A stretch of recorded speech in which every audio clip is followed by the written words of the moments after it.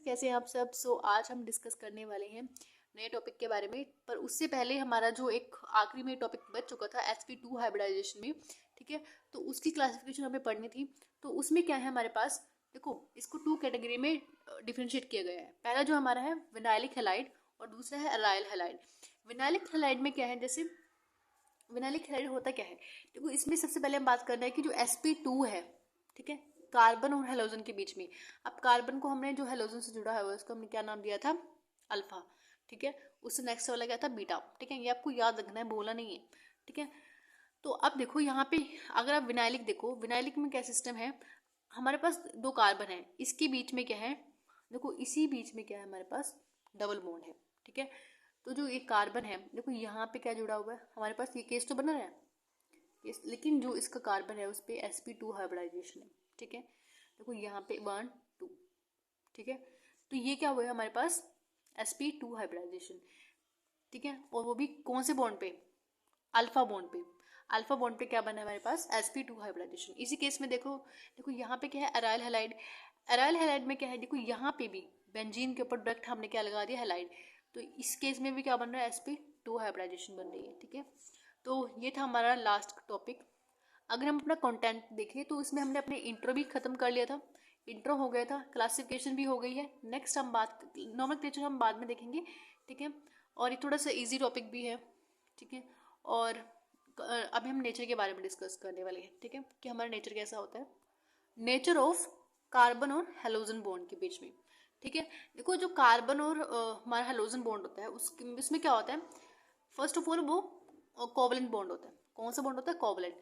Covalent bond, इसमें क्या होता है, देखो कार्बन और हेलोजन बॉन्ड लेंथ बॉन्ड, उसमें हम क्या देखेंगे उसका जो कि एंथैल्पी क्या है उसकी, यानी उसको तोड़ने में कितनी एनर्जी लग रही है, उस बॉन्ड को ब्रेक करने में कितनी हमारी एनर्जी यूटिलाइज हो रही है। नेक्स्ट है हमारा डायपोल मूवमेंट, उसकी डायपोल मूवमेंट क्या है हमारे पास, ठीक है। अब देखो यहाँ पे जो कार्बन और हेलोजन होता है उसके बीच में कौन सा बॉन्ड होता है, पोलर कोवलेंट बॉन्ड होता है, ठीक है। और अगर हम इसको तोड़ दें आपस में, अगर हम इसको ब्रेक डाउन कर दें इसके बॉन्ड को, तो यहाँ पे पॉजिटिव चार्ज आएगा और यहाँ पे नेगेटिव चार्ज आ जाएगा, ठीक है। क्योंकि जो ये बहुत चालाक होता है, ठीक है, ये कार्बन का भी अपने जो इसका इलेक्ट्रॉन है वो अपने ऊपर ले लेता है, ठीक है। तो देखो यहाँ पे क्या है, देखो ये बॉन्ड है, इसकी हम नेचर के बारे में बात करेंगे, यानी इनका जो नेचर है, अगर ये फ्लोरो के साथ जुड़ रहा है तो कैसा नेचर शो करेगा, क्लोरो के साथ जुड़ रहा है तो कैसा नेचर शो करेगा, ब्रोमो के साथ, ठीक है। तो हम सबके साथ देखने वाले हैं, मेजर 4 होते हैं, ठीक है। अब देखो आप ना फ्लोरो के साथ बहुत कम रिएक्शन देखोगे, क्योंकि फ्लोरो क्या है, इजीली रिएक्ट नहीं करता। फ्लोरो का साइज भी क्या है, जो फ्लोरीन है उसका साइज भी बहुत छोटा होता है एक तो, ठीक है। जब उसका साइज छोटा है तो उसका बॉन्ड लेंथ भी अपना वो छोटा बनाता है, तो उस बॉन्ड लेंथ को तोड़ने के लिए एनर्जी ज़्यादा दी जाती है, ठीक है। अब देखो यहाँ पे एग्जाम्पल में आप देख सकते हो, देखो जो हमारे पास फ्लोरो के साथ जुड़ा है कार्बन, उसकी जो बॉन्ड लेंथ है वो बहुत छोटी है। देखो इसकी बॉन्ड लेंथ कितनी है, ज़्यादा है बॉन्ड लेंथ इनकी, इसकी बॉन्ड लेंथ छोटी है ड्यू टू इसका साइज बहुत छोटा है। फ्लोरीन का जो साइज होता है वो बहुत छोटा होता है, ठीक है। नेक्स्ट है, अगर हम इसकी बात करें एंथैल्पी की, एंथैल्पी मीन्स अगर हम इसको तोड़ें, इस बॉन्ड को तोड़ने की कोशिश करें, तो इस बॉन्ड को तोड़ने के लिए ज़्यादा एनर्जी लगेगी, ठीक है। तो तभी हम ना फ्लोरीन के साथ ज़्यादा रिएक्शन करते नहीं हैं, क्योंकि इसमें एनर्जी ज़्यादा यूटिलाइज होती है, उसके बॉन्ड को तोड़ने के लिए बहुत ज़्यादा एनर्जी चाहिए होती है, ठीक है। तो उसकी जो बॉन्ड एंथैल्पी है, एंथैल्पी, इसमें क्या होगा, बहुत ज़्यादा एनर्जी लगेगी, ठीक है। ऐसे इसकी डायपोल मूवमेंट है, डायपोल मूवमेंट भी बहुत कम होगी, ठीक है। देखो यहाँ पे क्या है, जिसकी डायपोल मूवमेंट है वो कम है। तो नेक्स्ट हमारा जैसे क्लोरो है, आप क्लोरो में देख सकते हो, ठीक है, आप इसको देख लेना। और नेक्स्ट हमारा एक चीज़ है, देखो अगर ब्रोमो और आयोडो है तो वो क्या होंगे, ज़्यादा रिएक्टिव होंगे, क्योंकि उनकी जो साइज़ है वो बड़ा है और बॉन्ड लेंथ भी बड़ी है। तो जब लेंथ बड़ी होगी तो हम उसको ईजिली तोड़ना ईजी रहेगा, ठीक है। तो उसकी एंथैल्पी भी क्या होगी, बहुत कम होगी, ठीक है। नेक्स्ट हमारा मेथड ऑफ प्रिपरेशन, हम इसको प्रिपेयर कैसे करेंगे, ठीक है। काफ़ी सारे मेथड होते हैं इसके। देखो जो पहला मेथड है फ्रॉम अल्कोहल। अब अल्कोहल से कैसे करेंगे, अगर हम अल्कोहल के अंदर हेलोजन एसिड को ऐड कर दें, देखो यहाँ पे हेलोजन है एच है, अगर हम यहाँ पे कुछ भी लगा दें, जैसे यहाँ पे हम बना सकते हैं HCl, ठीक है। तो इसको क्या बोलेंगे, हेलोजन एसिड, ठीक है। तो हम अल्कोहल के अंदर HCl डाल के भी इसको रिएक्ट करा सकते हैं, फॉस्फोरस हैलाइड भी डाल सकते हैं, और इसको हम थायो SO2 के साथ भी इसको रिएक्ट करा के हम बना सकते हैं, ठीक है। लेकिन जो सबसे बेस्ट होती है वो होती है SOCl2 के साथ, ठीक है। अभी इसका भी रीज़न मैं आपको आगे बताएंगे, ठीक है। नेक्स्ट जो हमारा मेथड ऑफ प्रिपरेशन है फ्रॉम हाइड्रोकार्बन्स। हाइड्रोकार्बन से हम इसको इसमें बनाएंगे, इसमें हम फ्री रेडिकल, ठीक है, और एल्कीन्स का इस्तेमाल करेंगे। नेक्स्ट हमारे पास हैलोजन एक्सचेंज, इसमें हम दो रिएक्शंस के बारे में जानेंगे। तो पहले हम आज के इस लेक्चर में हम first of all from alcohol से देखेंगे, ठीक है। जितनी भी अल्कोहल के साथ रिएक्शन होंगी हम उनके बारे में डिस्कस करेंगे, ठीक है। तो शुरू करते हैं। तो इसमें क्या होगा हमारे पास, देखो इसमें पहले तो आपको थोड़ा समझ आ गया होगा काफ़ी ज़्यादा। तो जो हमारे पास अल्कोहल थे उसमें हमने 3 रिएक्शंस के बारे में, यानी जैसे फॉर एग्जांपल देखो यहाँ पे अल्कोहल के साथ जो रिएक्शन थी हमारे पास उसमें हम अब हैलाइड एसिड भी डाल सकते हैं, ठीक है।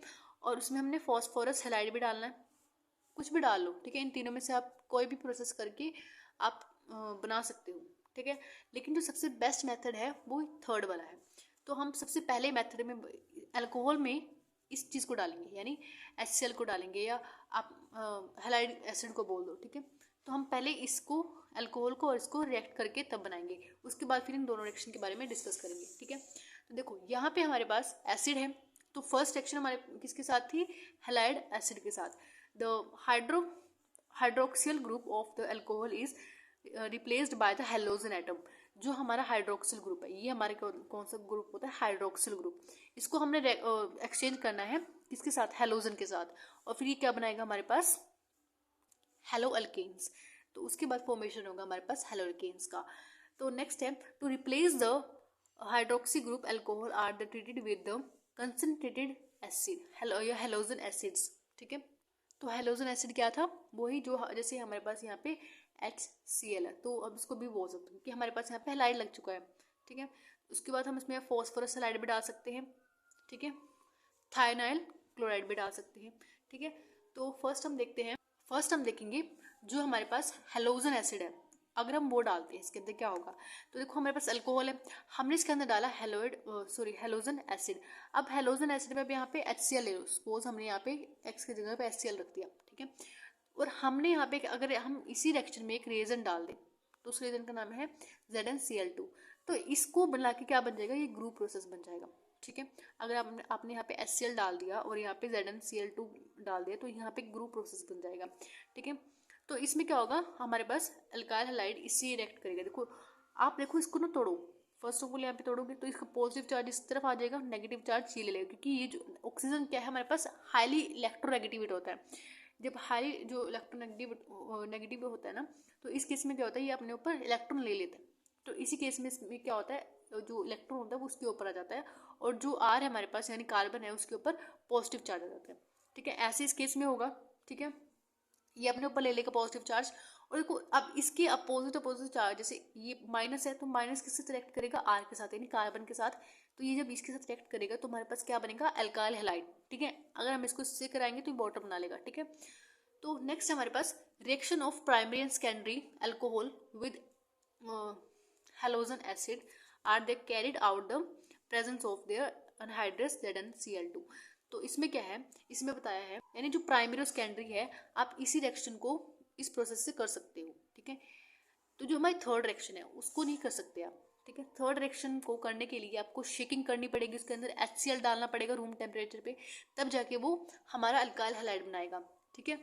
अब जो constant boiling with the HBr, और अगर मुझे बनाना है HBr, ठीक है, तो इसको करने के लिए हमें क्या करना होगा, कांस्टेंट बॉयल करना होगा, तब हमारे पास ये बनेगा इसको क्या बोलेंगे हम, अल्काइल ब्रोमाइड, ठीक। देखो हमने यहाँ पे अल्काइल ब्रोमाइड भी बनाया है। Alkyl bromide can also be prepared by the action of sulphuric acid, concentrated sulphuric acid डालना है और उसमें NaBr।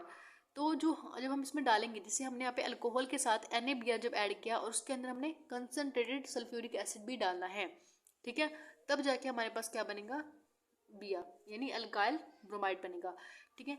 और उसके साथ साथ हमारे पास ये भी निकलेगा, ठीक है। गुड यील्ड्स ऑफ Ri यानी आयोडीन अगर मुझे बनाना है अल्काइल आयोडाइड, तो may be obtained by the heating alcohol with the NaI, यानी हमें सोडियम आयोडाइड के साथ इसको रिएक्शन करानी पड़ेगी, या आप इसके साथ KI भी डाल सकते हो, लेकिन उसकी परसेंटेज कितनी होनी चाहिए, 95, ठीक है, फॉस्फोरिक एसिड। तो अगर हम इसमें रिएक्टिविटी ऑर्डर देखें, ठीक है, रिएक्टिविटी ऑर्डर में क्या होगा, सबसे ज़्यादा रिएक्टिव HI होगा, ठीक है। क्यों होगा, क्योंकि पहले भी मैंने इसके बारे में डिस्कस किया था, क्योंकि ये हमारे पास क्या होता है, साइज में थोड़ा सा बड़ा होता है, ठीक है। साइज में बड़ा है तो उसकी बॉन्ड क्या है, बॉन्ड लेंथ क्या होगी, बड़ी होगी, ठीक है। जब बॉन्ड लेंथ बड़ी होगी तो उसको ईजिली ब्रेक डाउन यानी क्लीवेज करना उसका बहुत ईजी हो जाएगा, ठीक है। तो हम जब इसको ईजी तोड़ देंगे तभी तो वो रिएक्ट करेगा, ठीक है। उससे कम होती है Br की। नेक्स्ट है Cl, HCl और Fm, इसको तो हम बहुत ही कम यूज़ करते हैं, ठीक है। नेक्स्ट हमारा जो ऑर्डर है, order of reactivity of alcohol, यानी किसने सबसे ज़्यादा रिएक्टिव किया। देखो सबसे ज़्यादा रिएक्टिव क्या होता है, टर्शरी वाला होता है, उसके बाद सेकेंडरी, प्राइमरी, ठीक है। देखो हम यहाँ पे एक चीज़ इसी प्रोसेस से रिलेटेड है, ल्यूकास टेस्ट। ल्यूकास टेस्ट किस लिए करते हैं, फर्स्ट ऑफ ऑल जो ल्यूकास टेस्ट का पर्पस है, हम उसमें ये पता लगाते हैं कि हमारे पास कोई जो अल्काइल हैलाइड है या हेलो अल्केन्स है, वो प्राइमरी है, सेकेंडरी है, टर्शरी है। यदि हम उसकी प्राइमरी, सेकेंडरी, टर्शरी ऑर्डर के बारे में पता लगाते हैं कि वो कौन सा है, हमारे पास प्राइमरी है, सेकेंडरी है, टर्शरी है, तो उसको पता लगाने के लिए हम यूज़ करते हैं ल्यूकास टेस्ट। ल्यूकास टेस्ट का एक रिजल्ट होता है, देखो हमने पहले भी पढ़ा था, जब हम HCl और ZnCl2 अगर इसको 1:1 रेशियो में डाल देते हैं तो ये क्या बन जाता है, ल्यूकास रिएजेंट, ठीक है। तो ये क्या बन गया हमारे पास, ल्यूकास रिएजेंट। देखो यहाँ पे लिखा भी है, जो ल्यूकास रिएजेंट है हमने उसको कितने उसमें डाला है, 1:1 रेशियो में डाला है, ठीक है। तो देखो यहाँ पे हमारे पास जो है अल्कोहल है, जब हमने इसमें HCl ऐड किया, बट इसकी रेशियो कितनी है 1, इसकी रेशियो कितनी है 1, ठीक है। तब जाके ये ल्यूकास रिएजेंट बनेगा और तब जाके रिएक्ट करेगा, ठीक है। अगर ये प्राइमरी होगा, सेकेंडरी होगा, तो इसके क्या होंगे, अलग अलग प्रोसेस होंगे टर्बिडिटी के। देखो अगर किसी चीज़ में, देखो हमने पहले पता लगाया है कि अगर हमारे पास देखो पहला अगर हमारे पास है प्राइमरी में क्या है, हमने ल्यूकास रिएजेंट डाला है, वो इसमें भी 1 डाला है, इसमें भी 1 डाला है। अगर हमें इसमें हीट करना पड़ेगा, अगर हम इसमें वाइट टर्बिडिटी अगर हमारे पास वाइट जो टर्बिडिटी है नहीं आ रही, हमने उसको हीट करना है फिर, ठीक है। हीट करने के बाद क्या होगा, उसमें वाइट टर्बिडिटी आएगी, पर लेकिन अगर वो हीट करने के बाद आ रही है तो वो प्राइमरी होगा हमारे पास। नेक्स्ट हमारे पास, अगर हमने अल्कोहल के अंदर HCl डाला वही उसी अमाउंट में, हमें उसमें वेट करना पड़ेगा। पहले वाले केस में 15 से 20 मिनट वेट करना है। अगर तो वाइट टर्बिडिटी नहीं आई, हमें उसको हीट देके वाइट टर्बिडिटी लेके आनी होगी, ताकि वो हमारे पास पता चल जाए कि वो प्राइमरी है या नहीं, ठीक है। नेक्स्ट हमारे पास, अगर वो 15 से 20 मिनट आपको, नेक्स्ट वाले में सेकेंडरी में मैं बता रही हूँ आपको, इसमें 15 से 20 मिनट आपको क्या करना है, वेट करना है, ठीक है। अगर इसमें टर्बिडिटी आ गई तो इट मीन्स वो सेकेंडरी है, तो उसमें हीट करने की ज़रूरत नहीं होगी। टर्शरी में ज़्यादा रिएक्टिव होता है, ज़्यादा रिएक्टिव है तो it means with in a minute क्या होगी, टर्बिडिटी आ जाएगी। देखो इसमें हमने क्या हो गया, इसमें एकदम से टर्बिडिटी आ जाती है, ठीक है, क्योंकि जल्दी रिएक्ट कर जाते हैं, ठीक है। नेक्स्ट हमारे पास है by action of phosphorus halide. जब हम इसमें फॉस्फोरस हैलाइड डालेंगे, फॉस्फोरस हैलाइड क्या होता है, देखो फॉस्फोरस मीन्स P, इसको हम इससे रिप्रेजेंट करते हैं, हैलाइड मीन्स आपको कोई बोल सकता है फ्लोरोक्लोरोब्रोमाइड, ठीक है। देखो यहाँ पे देखो फॉर एग्जांपल हमारे पास यहाँ पे हैलाइड कुछ भी हो सकता है, तो जब हमने इसको इसके साथ रिएक्ट कराया तो हमारे पास क्या बनेगा, हमारे पास हैलोल्केन्स बन जाएंगे, ठीक है।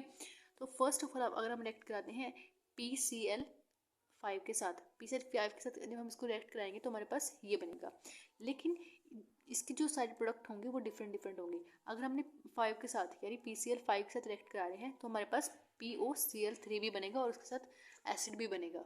लेकिन PCl3 के केस में क्या होगा, हमारे पास सिर्फ ये बनेगा एक तो, लेकिन H3PO3 बनेगा, ठीक है। इस केस में बराबर नहीं होगा क्योंकि हमारे पास कार्बन इतने नहीं है, ठीक है, ताकि हम इससे भी ये बना सके।